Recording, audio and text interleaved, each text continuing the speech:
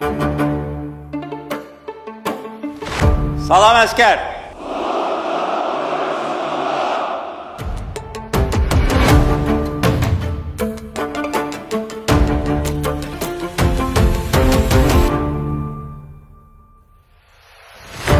Biz qürur hissi ilə bu 5 ili yaşamışıq və əminəm ki, bundan sonra Azərbaycan xalqı qəhrəman, müzəffər xalq kimi, Azərbaycan dövləti, qalib dövlət kimi əbədi yaşayacaq.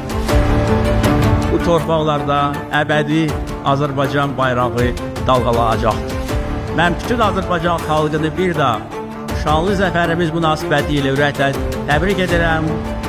Azərbaycan xalqına can sağlığı, yeni uğurlar arzulayıram. Qarabağ Azərbaycandır.